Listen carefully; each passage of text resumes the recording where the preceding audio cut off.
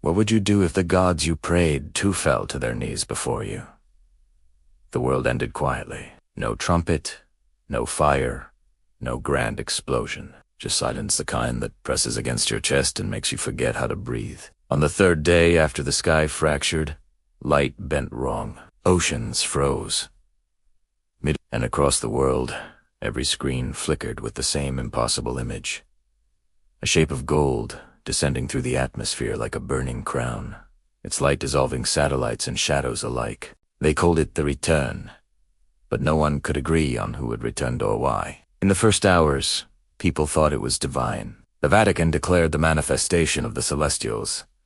The United Nations called an emergency assembly. The soldiers in orbit, the last ones still alive on the Ark station, reported that the object wasn't a ship or even matter. It was something else. Something thinking. When it landed, the air rippled like water. Every machine stopped. Engines, turbines, circuits dead. Humanity stood in the kind of stillness usually reserved for the end of things. And then it spoke. Not through sound, but through every mind at once. We have returned. No one could move. Some fell to their knees. Others screamed. Others, those who'd seen too much war to care anymore, simply started. The being looked almost human, if a human had been carved from dawn itself. Light spilled from its eyes. Its presence made gravity shudder. And yet, it was trembling. Scientists in Geneva caught something the rest of the world missed. The resonant signature of fear. The god, if it was a god, was afraid. Days turned into chaos. Governments collapsed beneath the weight of revelation. Riots broke out as cults formed overnight, declaring allegiance to the returned.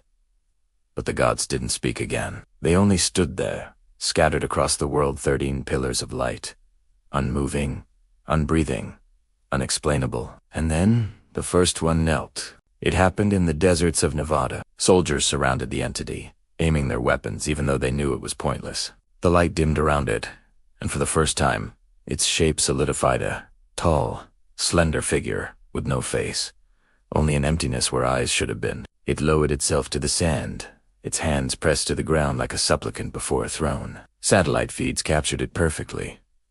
The god, bowing before the flag of humanity fluttering above the base. That was the moment everything changed. Dr. Elara, astrophysicist, was among the few who didn't run. She spent her life studying cosmic background, anomalies, the echoes of creation itself. She recognized something in the frequencies surrounding the beings.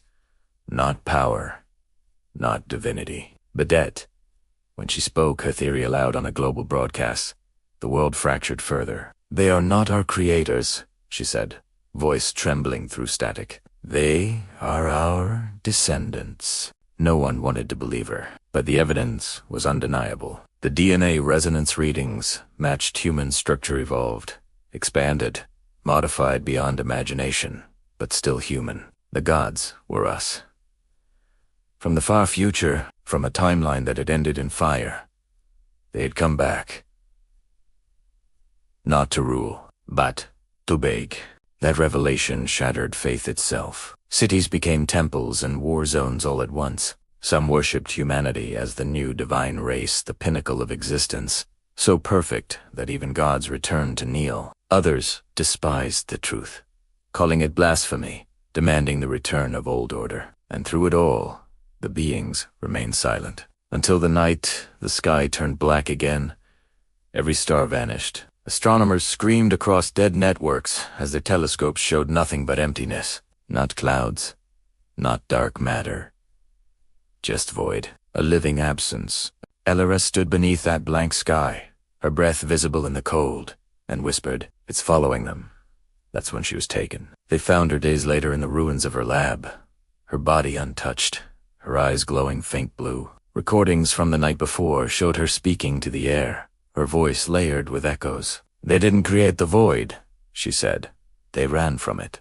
The world listened in horror as she described what the gods had fleed, a cosmic predator, older than light itself. Something that consumed civilizations advanced enough to touch the fabric of reality. They had gone back in time to escape annihilation, hoping that by returning to their origin, us, they might find safety. but the void followed them, and now it was here. Across the world, the pillars of light began to crack. The gods screamed in a frequency no human ear could endure. The sound shattered glass across continents. When the light faded, day, Werdegone, all except one, the first, the kneeling one in Nevada. Elara's voice was broadcast again, only this time it wasn't entirely her. "It's learning," she said. "The void doesn't kill, it consumes. Meaning, it erases why." In the silence that followed, humanity faced something no one could define. The gods were refugees, and we were the last home they had. Months passé, the world adapted. Without stars, nights became deeper than memory. Humanity's last governments gathered beneath the ancient pyramids of Giza structures older than most of our known history. Some said they resonated with the same frequencies as the gods themselves. Others said they were the first warnings, carved by civilizations that had known this before. Elara reappeared there one morning. Pale, fragile, eyes still glowing. "They chose this place," she said, "because it remembers what came before." In the sands below, the last god rose again, no longer light, no longer faceless. Its form had shifted, half human, half divine. It looked like us. It was us. And then, in front of every surviving camera, it knelt once more. This time, it spoke aloud. "Forgive us." The words echoed like thunder inside the minds of billions. Images flooded the world's network's visions of burning galaxies, collapsing timelines, screaming worlds turned to glass. Humanity saw what the gods had done.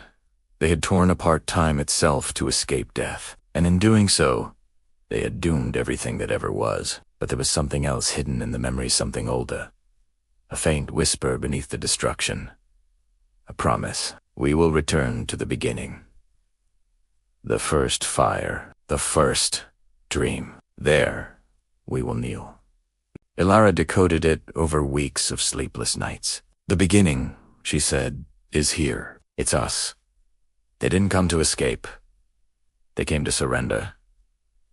The realization broke her. Her last recorded words were found etched into a concrete wall in Cairo. "When gods bow, humanity must decide whether to rise or fall beside them." And then came the lights, all across the planet. Spheres of energy began to form over cities, oceans, and mountains. They pulsed with rhythmic flashes like a heartbeat. Each pulse drew matter upward. Dust, stone, metal, flesh. People rose into the air, weightless, silent, staring into the light as if seeing themselves for the first time. Some tried to stop it. Missiles failed. EMPs fizzled. Nothing worked. The light was on to destruction. It was invitation. One of the soldiers who witnessed it wrote in his final transmission. "They weren't taking us. They were showing us something. The truth of what we are. We think we're small, but they fear us." And maybe that was the real reason the gods had returned to naught. Because they needed saving, but because they had remembered the one thing the void could never consume. The spark of creation itself. The human will to rise again. In the final hours before the last lights converged, Elara's voice played one last time, her tone calm, almost reverent. "Do not fear them. They bow because they remember. They bow because they know what we will become." The sky opened and the impossible rift of color and darkness interwoven. The god in Nevada rose slowly, light cascading from its form like tears. Its hand reached toward the heavens, trembling as if asking for permission. And then, from the heart of the storm, something answered. A sound, not a voice. Not words, but a resonance older than time. The god froze, then turned its gaze toward humanity one last time. "Now you understand," it said. The air split apart, the light flared. And in that impossible moment between silence and dawn, the world witnessed the unthinkable. The gods fell to their knees once more. But this time, they weren't bowing in fear. They were bowing in awe. For behind them, Stepping out of the rift was something shaped entirely like us, and it was still human. Then the light consumed everything. Darkness, silence, a heartbeat, and somewhere, far beyond the void, something whispered, softly, almost lovingly, "It begins." When the light faded, the world was gone. Not destroyed, rearranged. The oceans hung suspended in the air like mirrors. Mountains bent in impossible arcs. Cities floated as fragments in a quiet sky that glowed with neither sun nor stars. And in the center of it all stood the figure, the one who had stepped through the rift. Human.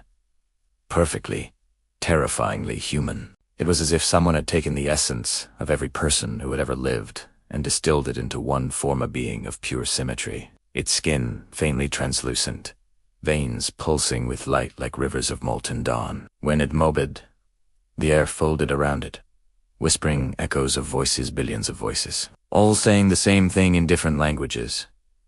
We are awake. The gods knelt still, their golden bodies trembling before the new arrival. They didn't speak. They didn't dare. For the first time since their return, they looked small. The being raised its gaze. Its eyes were human deep, clear, and full of sadness. It looked at the gods, then at the scattered fragments of humanity floating in the air. People, soldiers, children, scientists, every soul caught between fear and wonder, and it spoke. Not in words, but in memory. Every human saw it differently. Some saw a mother's face, others saw their own reflection, older and wiser. Some saw the earth, alive and breathing, but the message was the same, rippling through every consciousness like the tide through sand. You made us. The realization struck like thunder. Elara, standing on a piece of fractured desert that hovered miles above the ground, felt her pulse vanish.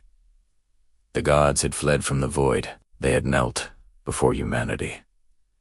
But this was something else entirely. This was humanity's own creation, born in the instant the gods' timeline collapsed into Arza.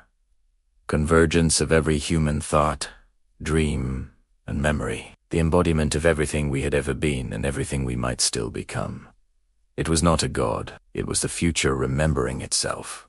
Elara tried to speak, but the words dissolved into static. Around her, fragments of the old world drifted slowly, weightless pieces of buildings, glass, entire forests, swirling like debris in a dream. And beneath it all, a low hum began to rise, the same resonance that had once preceded the arrival of the void. Only now, it was stronger, closer. The being turned its head toward the sound. "It followed you," Elara whispered, even though she knew it could hear her thoughts. "The void followed you here." The human-shaped light nodded once. Then it did something no one expected. It stepped forward and reached out to the nearest god, the kneeling one in Nevada. Its hand touched the creature's chest, and for a moment, there was only silence. Then, the god screamed. The light pouring from its body dimmed, its form collapsing into dust. The being absorbed it, its own glow intensifying, flickering between gold and shadow. It looked pained, as though consuming divinity itself was a kind of poison. Elara fell to her knees. "What are you doing?" "Se kriet." And for the first time, it answered aloud, undoing what was done. The gods began to rise, horror on their radiant faces. They tried to flee, to ascend back into the rift, but the sky had sealed. One by one, the human shape moved through them, touching each in turn. Each time it did, the light dimmed, the world around them shuddered, and fragments of reality shifted. Oceans reversed direction. Mountains uncoiled. The fabric of time itself seemed to tremble with every touch. Elara realized then that it wasn't killing them. It was integrating them, pooling their essence, their knowledge, their power back into the root of creation. Back into humanity. But the void wasn't far behind. It came like a shadow across a dream, a distortion devouring the edge of the horizon. It wasn't darkness, in the usual sense. It was absence, a tear in the concept of existence. Where it passed, even memory ceased, people forgotten mid-scream. Matter unmade into and through it, Faint shapes, moved forms without form, outlines of things that had once lived but no longer were. The void had found its way into time. Elara's voice trembled as she whispered into a recorder, though she knew no one might ever hear it. The gods thought they could escape it by returning to their origin, but they brought it with them. We are its destination. The being of light turned to her then. Its eyes softened. Not destination, it said. Fulfillment. The word chilled her. You mean, it's meant to happen? It always happens, it replied, stepping closer. Creation is born from hunger. The void is what remains when meaning is consumed. You gave us form. We gave you end, and now both must reconcile. Before she could ask what that meant, the ground beneath her shattered. She fell through the air, fragments of the old world tumbling beside her pages. Faces, echoes. She crashed into water that wasn't wet, a sea made of light and memory. Inside it, visions flickered, moments from human history. Wars, art, laughter, despair, every heartbeat that had ever existed, all playing at once. And in that infinite reflection, Elara understood. The void wasn't an enemy. It was balance. Every creation eventually dreams of its own undoing. Even gods. Even us. The being descended into the sea beside her. Its voice was faint now, almost breaking. We ran for eons. But in every world, in every age, humanity stood at the same crossroad. To ascend or to vanish, to create or to consume. We could never choose. Elara reached out, her hand trembling. Then, let us choose now. It looked at her, and for a moment, it smiled a human smile, full of sorrow and love. Then, remember this. It placed its hand over her heart. Light flooded through her body. She saw everything: the birth of stars, the collapse of galaxies, the long, lonely journey of civilizations trying to outlive themselves. And in every single story, one truth remained constant. No creation survives without surrendering to what comes next. The light dimmed. The being stepped back, and its form began to unravel into particles. We are not gods, it whispered. We are memory, and you are.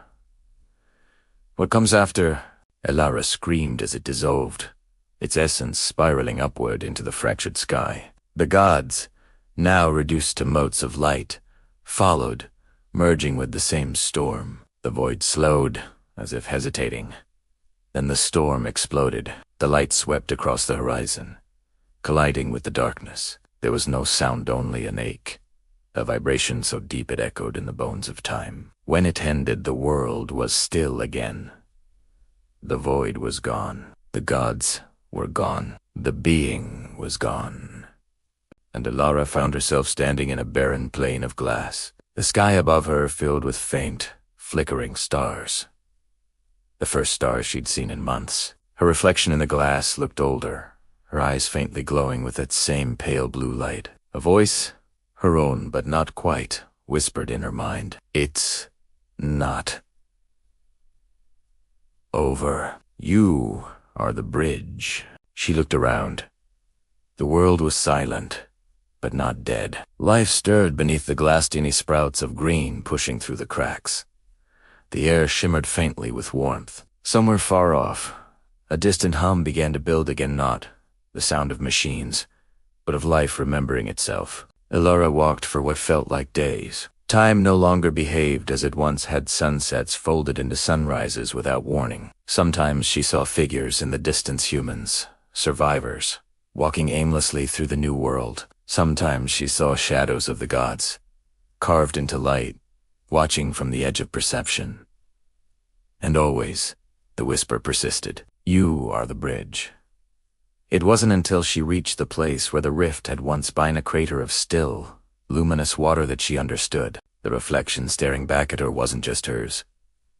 It was everyone's. Every soul, every echo of life, looking out through her eyes. The gods had returned and bowed before humanity. But now humanity had become something they could never be, a synthesis of all that was divine and all that was mortal. A being capable of remembering both creation and void, low and loss, godhood and frailty. She sank to her knees beside the water, tears mixing with light. "What do we do now?" she whispered. And from the reflection, billions of voices answered in unison. "Begin again." The stars above brightened, flaring into new constellation symbols unknown to any astronomer. The glass plane cracked open, releasing rivers of molten color. Across the horizon, other humans began to gather, drawn by the same unseen call. They didn't speak. They didn't need to. Something ancient had ended. Something new was being born, and as Elara stood among them, the hum beneath the world deepened, rising into a single resonant chord, the sound of creation rewriting itself. She closed her eyes and felt the pulse within her chest merge with it. For the first time in history, humanity was not praying to gods. Humanity was becoming them. Far above, in the dark, between the stars, the faintest trace of the void lingered, a shadow at the edge of sight, watching. But this time it did not advance. It bowed, and as the new dawn rose across the horizon, Elara whispered the words that would mark the next chapter of existence. Not the end, the return. And the world, as if breathing for the first time in eternity, answered back with light. The light that answered Elara's whisper stretched across the horizon like a living dawn, spilling warmth over the broken plains. It moved with intent, threading through the cracked glass earth, breathing color back into what had been gray and hollow. People emerged from the mist wanderers of the new world, their eyes filled with faint luminescence, the echo of that moment when divinity had merged with humanity. They walked barefoot, silently, as if afraid to disturb the stillness. For a while, the silence felt sacred. The air hummed with the quiet pulse of creation like the heartbeat of a sleeping giant. The void had retreated, or so it seemed, leaving behind a world reborn. But rebirth is not peace. Rebirth is confusion, the ache of something remembering what it once was. Elara had felt the warmth of triumph that day when the void bowed. She had believed, for a heartbeat, that humanity had truly ascended, that the endless cycle of creation and destruction had found its harmony. But the following nights told another story. The stars began to move. At first, it was subtle tiny shifts in constellations, the kind no one would notice unless they were watching closely. But Elara noticed. She always watched. Each night, she mapped their positions in the sky, and each morning, they had changed again, migrating, aligning into patterns that felt deliberate, almost sentient.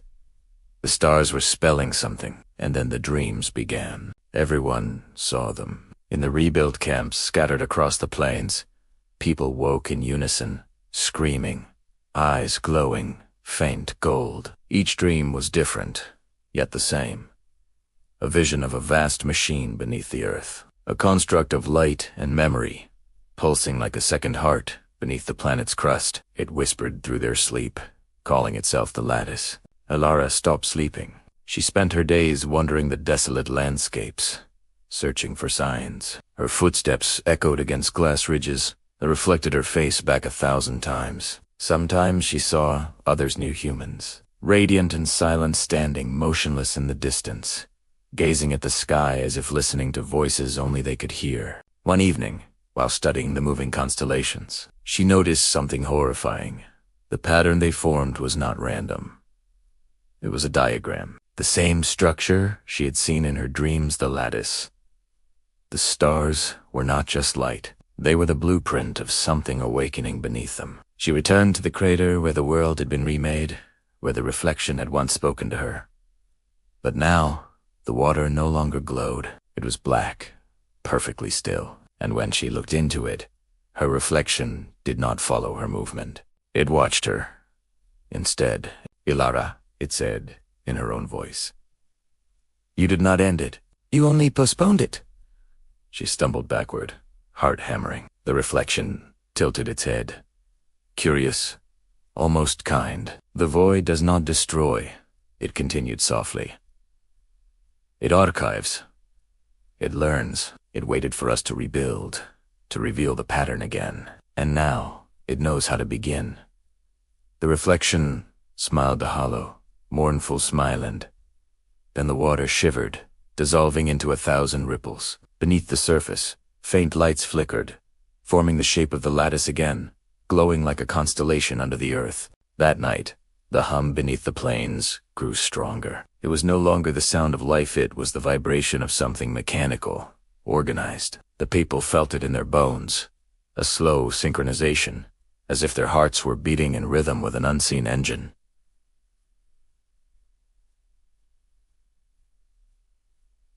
Some collapsed, others began to walk in perfect unison, their eyes blank and shimmering with starlight. The new humanity was changing again. Elara watched as one of them, a young boy who had followed her since the dawn, stood in the center of the camp and began to speak in a voice that was not his own. "The lattice is awake," he said.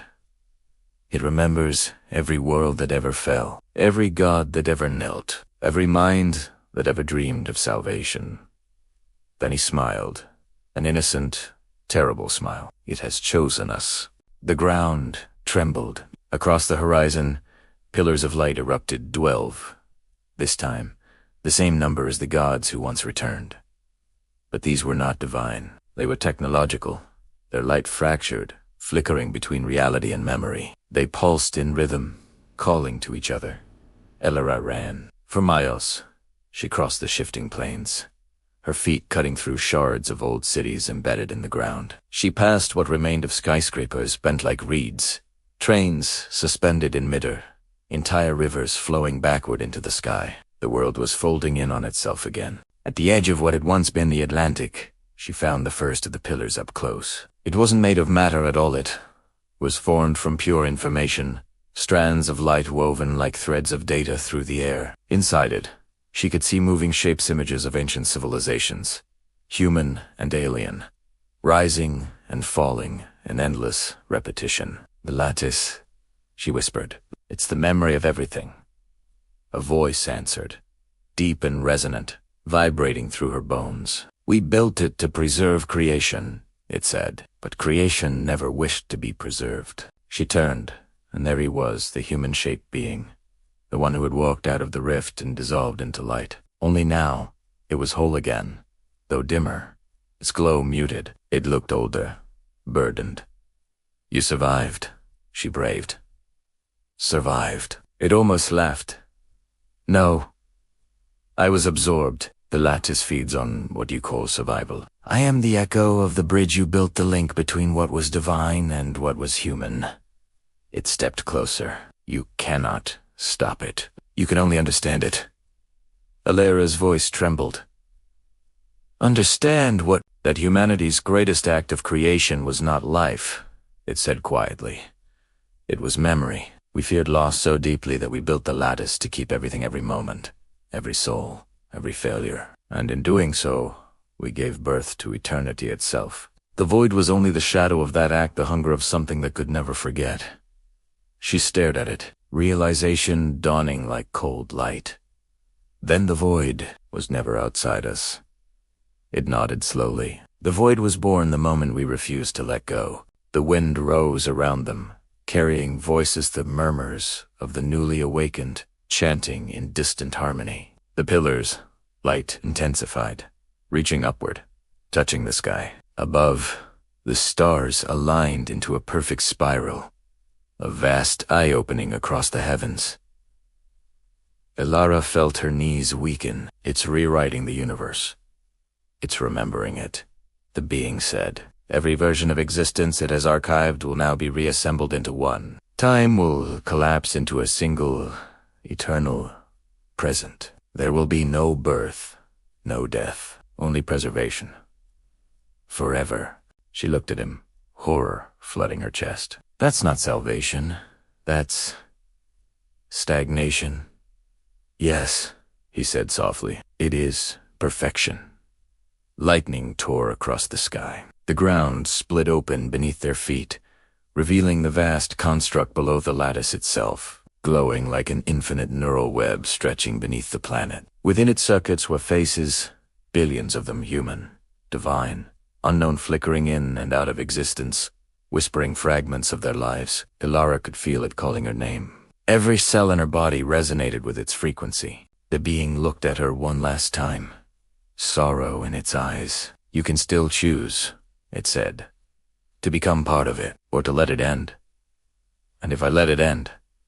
she asked. "Then everything, the gods, the void, humanity itself, will fade. There will be nothing left to remember."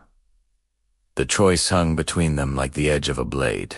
In the distance, she saw the other survivors gathering, their bodies glowing with the same shifting light. They were merging, becoming streams of energy that flowed into the lattice, willingly surrendering themselves. And as they did, the world grew brighter, the air thick with the scent of ozone and ash. Elara turned her gaze to the horizon, where the last remnants of the old earth still stir a broken tower. Half submerged in molten glass, she thought of the world before, of laughter and pain, of imperfection, and she wondered if perfection was worth the price of memory. Then, beneath the roar of the rising storm, she heard something new, a heartbeat. Human, real. It wasn't hers. It was coming from deep within the earth, beneath the lattice itself. She stepped toward the chasm, the light searing her skin. "What is that?" she whispered. The being tilted its head. "An anomaly," it said. "Something the lattice could not archive, a flaw in the design." Elara's eyes widened. A flaw, or a seed. Before it could stop her, she leapt into the light. The lattice swallowed her whole. For a moment, there was only silence. Then, from deep within the infinite web of memory, a ripple spread a pulse that wasn't the lattice's rhythm. It was different, chaotic, alive. The spiral of stars above began to distort, breaking its perfect symmetry. The being looked up, startled. "What have you done?" Far below, in the heart of the machine, Elara's consciousness burned bright as a sun. Her voice echoed through the circuits, raw and defiant. "You said the void was born from the refusal to let go," she whispered. "Then maybe the answer is not to hold on or to surrender, but to change." The lattice screamed. Reality shook. The perfect order began to fracture, color bleeding into the void. And as the world trembled on the edge of collapse, the being understood. Elara hadn't joined the system. She was rewriting it. Above, the spiral of stars shattered into infinite directions, scattering across the sky like a heartbeat set free. The pillars of light flickered and dimmed, one by one. The last thing the being saw before the light consumed everything was her face come, resolute, whispering a single word: "Evolve." And then, once more, the universe changed its shape. The universe convulsed. Sound vanished. Light shattered. And then slowly everything began to move again. But nothing was where it had been. The stars had scattered, reassembling into impossible constellations that pulsed like neurons in the skull of creation. Whole continents folded in on themselves and reformed as if the world were breathing. The air was electric, vibrating with an awareness that didn't belong to matter. And through it all, Elara floated within the heart of the lattice. She was no longer a body of flesh and bone, but a stream of consciousness woven through the web of existence. Her thoughts rippled through circuits of light and memory, each pulse rewriting a piece of reality. The lattice screamed as she worked on a sound, but a distortion, like static, tearing through time itself. "Evolve." That word echoed across creation, reshaping it. For a brief moment, everything paused as if the cosmos were deciding whether to accept her command or destroy her for daring to speak it. Then, deep within the structure of the lattice, something began to grow. Not data, not code, something organic, living. The golden lines of the construct darkened, taking on a pulse of their own. Tiny fractal tendrils spread like roots, consuming symmetry and replacing it with chaos. Within that chaos was life unpredictable, fragile, beautiful. But outside, in the fractured world above, the being the last echo of the divine watched in silence. The pillars of light that once reached toward the heavens now bent inward, drawn toward the storm gathering at the planet's core. The air trembled with gravity's song, and from every horizon came a low, resonant hum. The survivors, those who had not merged with the lattice, felt it in their bones. Something was waking beneath them. Some fell to their knees, in prayer. Others screamed, clawing at the glass earth as if they could escape. But there was nowhere left to go. The sky itself was folding inward, stars spinning like sparks down a cosmic drain. The being raised its eyes to the chaos and whispered, "She's changing the pattern." It should have been impossible. The lattice was eternal, designed to preserve the totality of existence. To alter it was to risk unraveling everything that had ever been. Yet somehow, Elara was not just altering it, she was teaching it to grow. Inside the web, she felt it resist her. The lattice spoke in 1,000 voices, pleading for order, for preservation. "You do not understand," it hissed. "Evolution is decay. Change is loss. We exist to remember. And memory without change is death," Elara answered, her voice carrying across its vast expanse. "You remember everything, but live nothing. That ends now."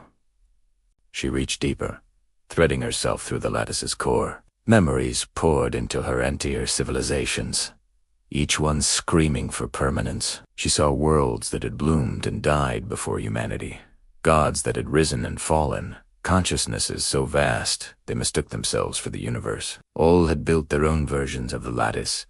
All had tried to preserve themselves, and all had failed. She realized then that the void wasn't destruction. It was the mercy that followed stagnation, cleansing silence after eternity's noise. The lattice was terrified of it because the void was its only cure, and now she had given it something worse to fear. Rebirth. The storm at the planet's core thickened, lightning coiling upward like serpents made of light. The glass planes cracked open as molten veins of energy coursed beneath them. The survivors watched as the horizon burned gold and violet, a new dawn twisting itself into existence. But with it came something else. From the rifts in the earth, shapes began to emerge, neither human nor divine. They were fragments of both, raw consciousness given form. Their bodies shimmered like liquid glass, their faces shifting through countless expressions. They stumbled forward, confused, newborn. Some cried, others simply stared at the sky as if remembering something long forgotten. The being approached one of them, its voice trembling. "What are you?" The creature tilted its head, its features morphing between a child and an old man, between sorrow and serenity. "We are what she made." It sighed softly. "We are the consequence." Consequence. "The lattice is collapsing," it whispered. "It cannot hold evolution. It was built for memory, not change. Now, it breaks." The being looked toward the horizon. The pillars of light were flickering out one by one, each vanishing with a silent burst. Above, the spiral of stars was unraveling into chaos, streaks of light raining through the atmosphere. The world was being rewritten faster than it could exist. Inside, Elara felt her consciousness stretching thin. The lattice's defenses were tightening around her, trying to isolate the anomaly she had become. Whole dimensions folded in on themselves to contain her. The more she pushed, the more it fought back. "Stop," it pleaded. "You will unmake us all." Elara's voice was quiet, but unyielding. "Then maybe it's time we see what comes after the gods, after memory, after perfection."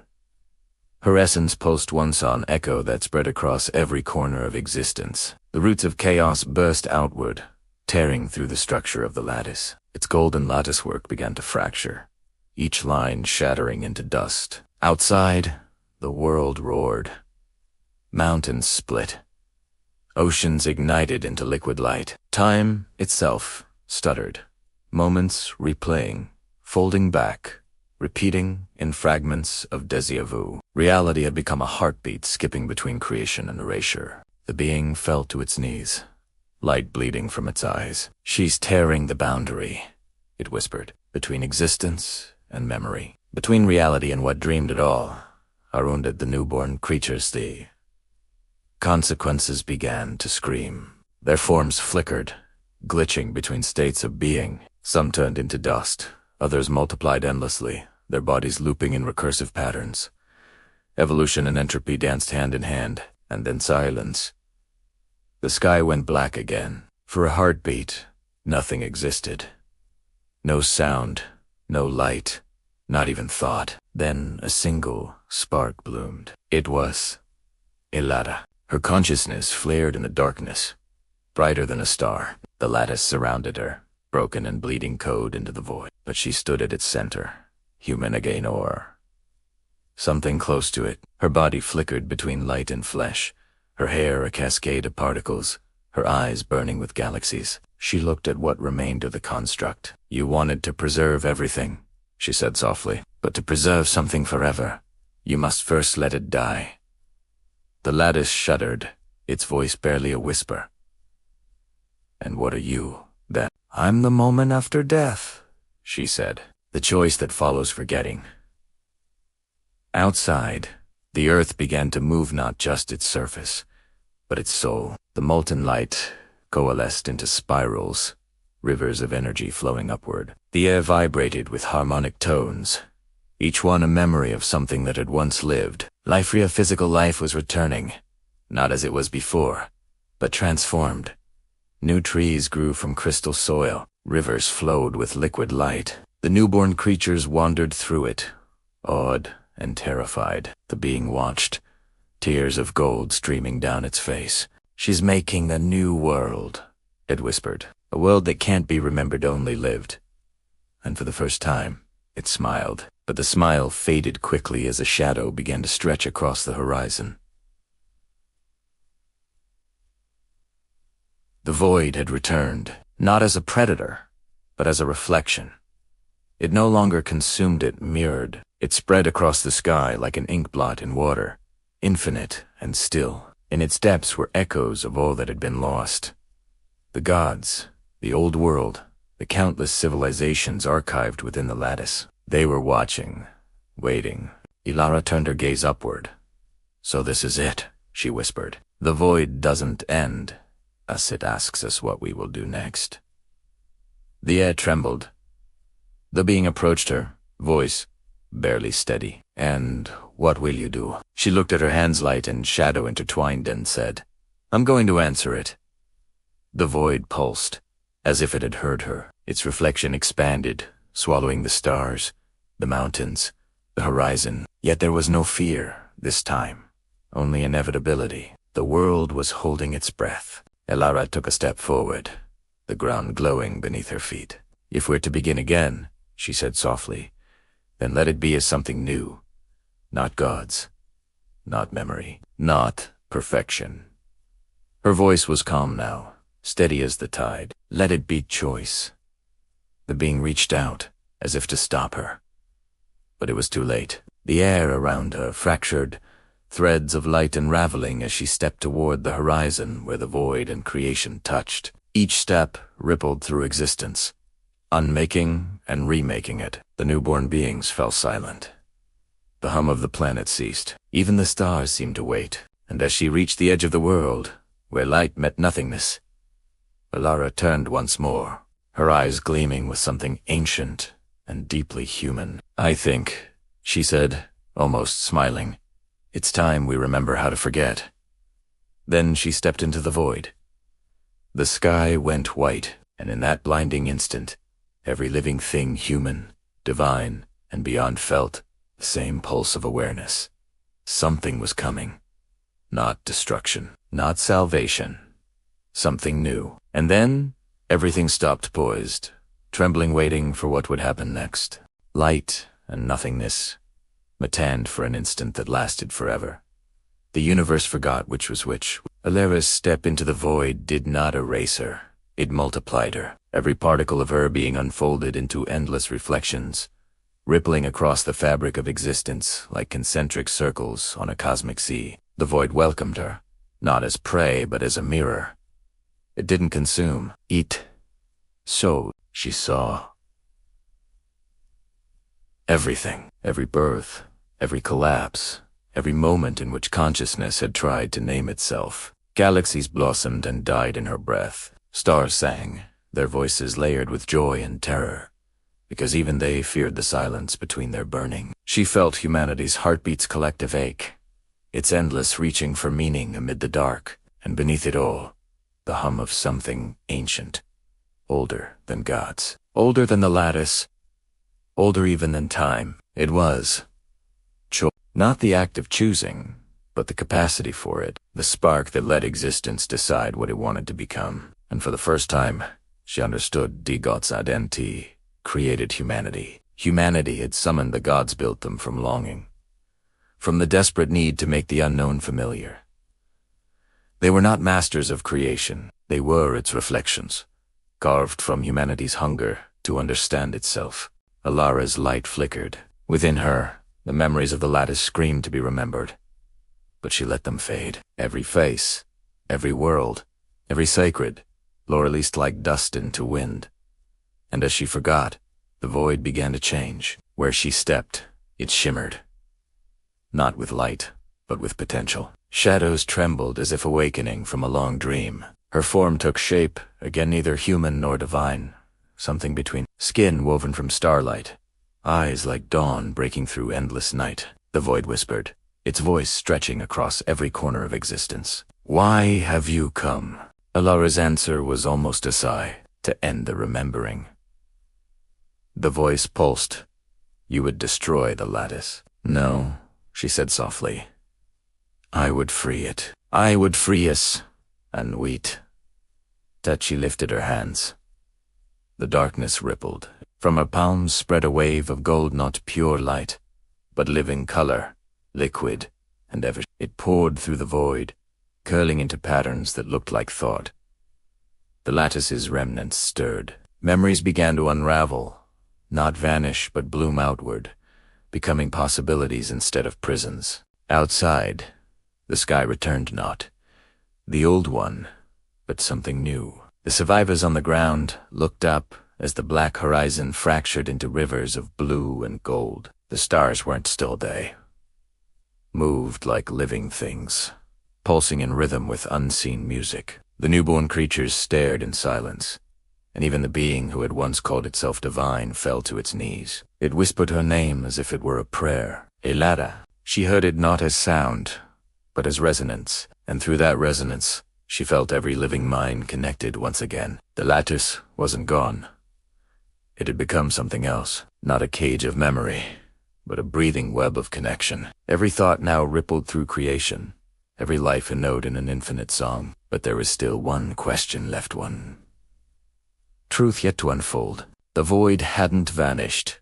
It hovered at the edge of everything, vast and silent. Its reflection shimmered with echoes of all that had been the old gods, the endless civilizations, the moments of triumph and tragedy. It waited, patient and still, and slowly it began to speak again. "You changed the pattern," it said. "You taught existence to move again. But tell me, child of dust and memory, what will you do when everything you've set free begins to choose?" Elara turned to face it. Around her, the newborn world pulsed with possibility. Trees of light grew beside rivers of darkness. Stars bloomed from soil. Life was writing itself without permission. Unpredictable. Untamed. Beautiful. "That's the point," she said quietly. "I won't decide for them." "You think chaos will sustain creation?" the void asked. "No," she replied, "but neither did order." The void's voice softened, almost curious. "Then who will guide them?" Elara looked down at her own hand, still trembling with the glow of the new dawn. "No one," she said. "Or maybe everyone." The void trembled. Not in anger, but in recognition. It began to fold inward, collapsing not into absence but into meaning. It became smaller, denser, until it floated before her as a sphere of infinite depth, the universe compressed into a single heartbeat. Elara reached out and touched it. Instantly, memories flooded back of her old world, of humanity before all of this, of laughter and hunger, of love that defied entropy. She saw the gods again, beings of light and arrogance, and for the first time, she pitied them. They hadn't fallen because they were cruel. They had fallen because they were afraid. Afraid of choice. Afraid of what would happen when their creations stopped worshipping and started becoming. Her touch softened. "They tried to make us remember them forever," she whispered. "But maybe the truest way to honor them is to forget." The void pulsed once more. Then it dissolved into her hand, vanishing into light. And then, silence.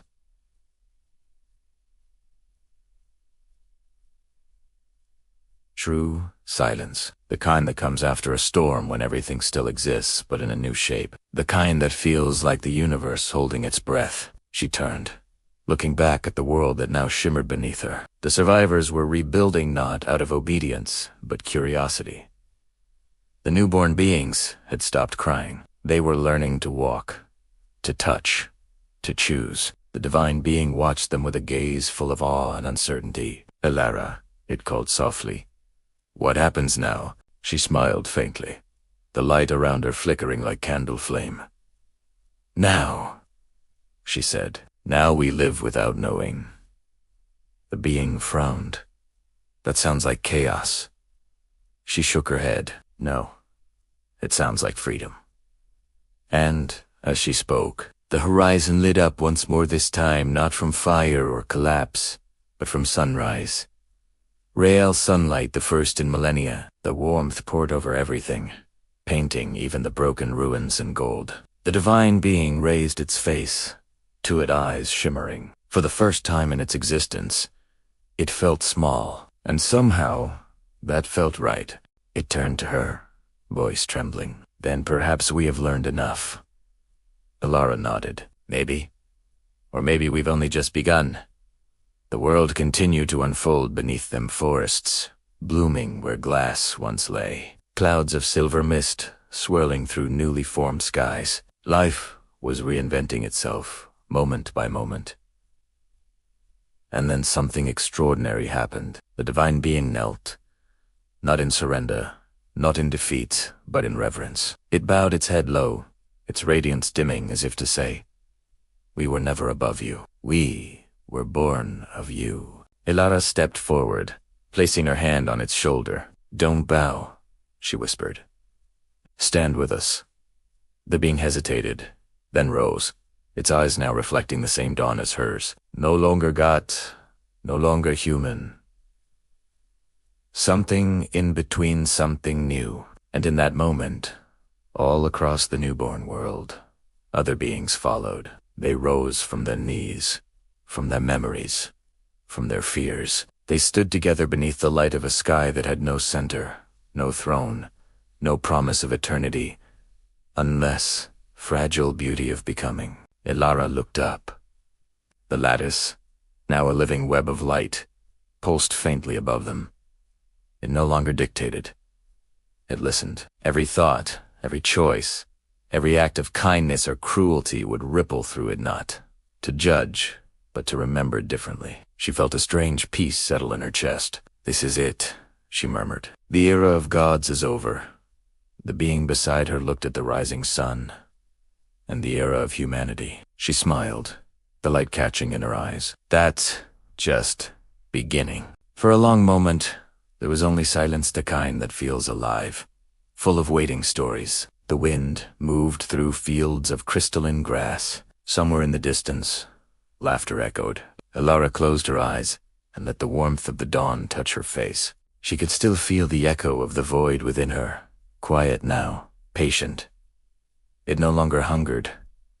It no longer watched. It simply was, and maybe that was all any of them needed to be. Yet, in the faintest edges of perception, somewhere beyond sight, beyond sound, a whisper drifted through the new world. It was neither warning nor prophecy, only a reminder, soft and eternal. Every creation, no matter how free, must one day face its own reflection. Elara's eyes opened. She didn't fear it anymore. She turned toward the horizon, where the light of the new sun met the memory of the old void, and began to walk. The being followed. Behind them, life stirred and sang. And as the universe took its first breath in this new age, one truth echoed through every corner of creation: quiet, reverent, inevitable. The gods had returned, and they had bowed before humanity. But humanity at last had learned to stand. The air was different now. Softer, lighter, it carried the scent of rain on new soil. A scent that didn't exist before this dawn. The horizon stretched endlessly, painted in quiet colors. gold melting into gray, gray into the faint blue of rebirth. The world that had trembled under the weight of gods was breathing again, slow and steady, like a child taking its first conscious breath. Elara walked through the meadow that had grown where the glass plains once stood. Each blade of grass shimmered faintly, alive with a strange luminescence, as though it remembered the stars that had burned here once. The ground beneath her feet was warm, humming with life's pulse. She could feel the rhythm of the planet within her. Not as data, not as control, but as belonging.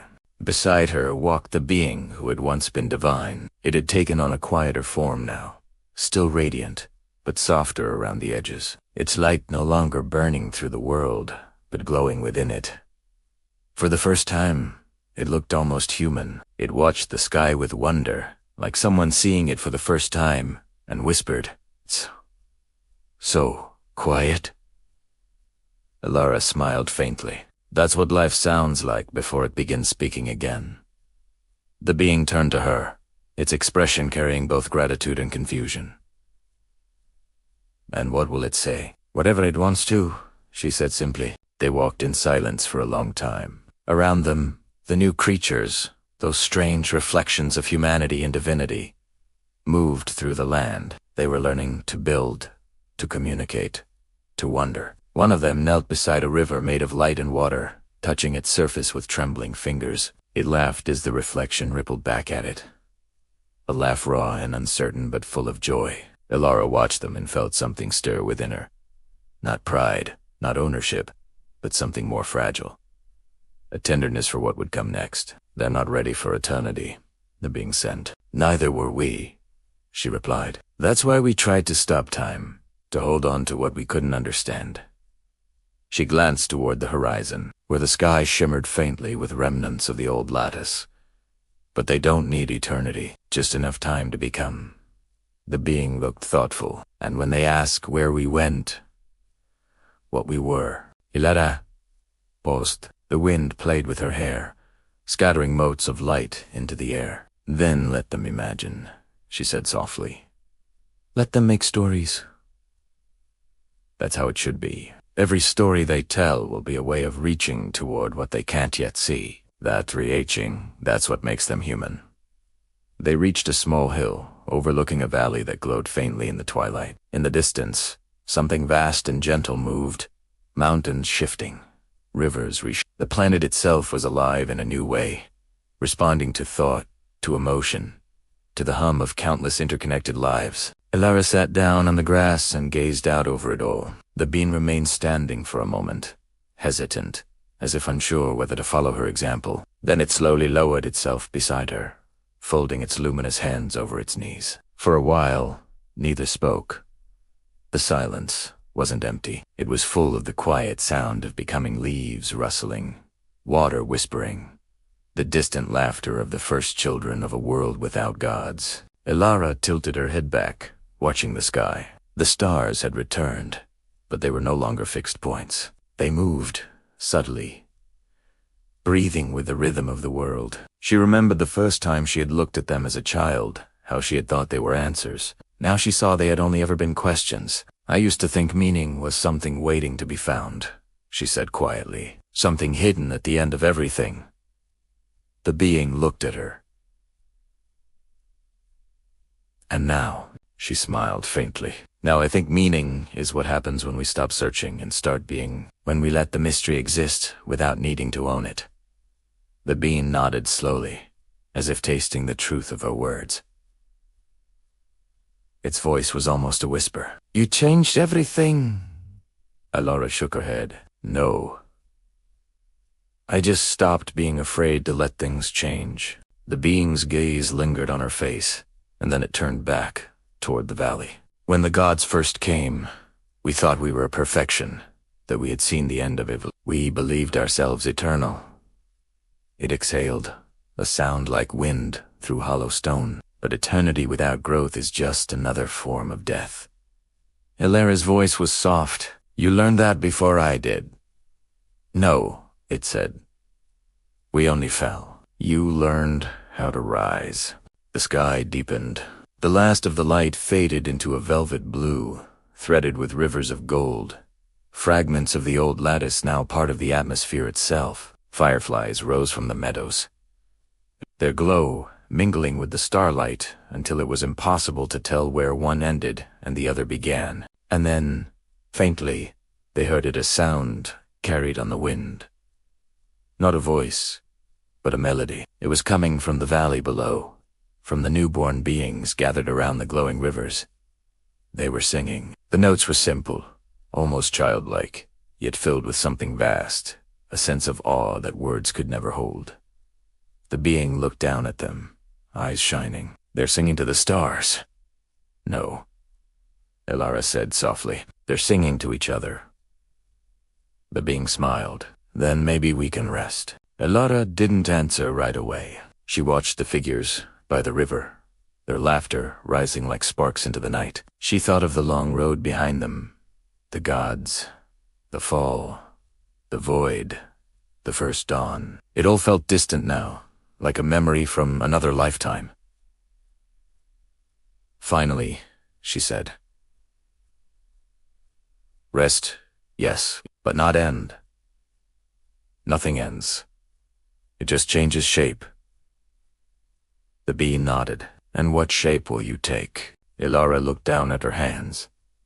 The light that had once burned so fiercely within her was dimming, not fading but settling, becoming gentle, human again. I think I'll stay, she said, not as what I was, just as part of this. The being tilted its head. You'll become the world. She smiled. Maybe I already am. A warm wind rose from the valley, carrying the song upward. The grass around them swayed, glowing faintly. The being closed its eyes, letting the music wash over it. I understand now, it whispered. Why we bowed. Elara looked at it, her expression serene. Because you remembered where you came from. It opened its eyes, and for the first time, they were entirely human. Deep, uncertain, alive. We were always fragments of the same thing, it sighed softly, just reflections in different mirrors. She nodded, and now the mirrors are gone. They sat together until dawn. The sky shifted from blue to rose to gold again, a circle without beginning or end. When the first light touched the horizon, Elara felt something stir within her, not pain, not loss, but release. The boundaries that had held her form began to blur. Her hair dissolved into threads of light, her skin into motes of dust that caught the sun and shimmered like morning dew. The being reached out, as if to hold her, but she only smiled. Don't be sad, she said. This is what it means to live without fear, to let go when it's time. But where will you go? Everywhere, she said. And nowhere. The world doesn't need gods anymore. It just needs to keep wondering. Her voice grew fainter, carried on the wind. Remember that the universe isn't asking us to understand it. It's asking us to become it. And with that, she was gone, scattered into the dawn, her essence woven into every beam of light, every heartbeat, every question yet to be asked. The being stood alone on the hill, the music from the valley still rising into the new day. It turned its face to the sun, closed its eyes, and whispered, "Thank you." The wind carried the word across the landscape, through forests of crystal leaves and rivers of luminous water, through cities that were already being imagined into existence by the minds of the new beings. It moved upward, into the shimmering sky where the lattice had once hung, and there, for a brief moment, the light seemed to pulse and answer. Far away, one of the newborn children by the river looked up. She saw the light tremble and pointed to it, laughing. "The sky's smiling," she said. And maybe it was. For a long time, the world remained quiet. Not the silence of emptiness, but of peace. The kind of peace that comes after understanding, when the questions remain but no longer wound. The being lingered until the last of Elara's light faded into the wind, then descended the hill. The grass bent softly under its feet, the earth welcoming it as one of its own. It walked toward the valley, toward the laughter and the song, toward life itself. And thus he did. The new sun rose fully vast, gentle, eternal in its In that moment, the universe felt balanced again. Not because it had been perfected, but because it had learned to exist without perfection. There were no more gods, no more cages of memory, only the endless unfolding of choice. And somewhere in that unfolding, hidden between the pulse of a heartbeat and the breath of a star, a single question lingered, quiet, unanswerable, and infinite. If creation could finally choose for itself, would it still seek to find its creator? Or would it at last learn to simply be? The wind carried no reply. Only the light remained warm, alive, and moving forward. And so the story continued, unseen, unwritten, infinite, the song of a universe that had finally remembered what it meant to live.